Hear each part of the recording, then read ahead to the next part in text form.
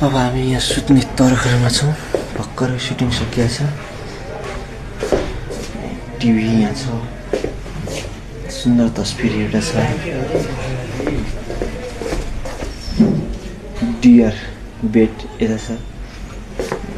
room गजबको छ यही बेडमा सुत्छौँ हामी मजाले यहाँ सुतेर भोलि बिहान सुटिङमा जान्छौँ फेरि अहिले 10 बजिसकेको छ अब सुत्छौँ हामी सुत्ने तर्खरमा छौँ हामी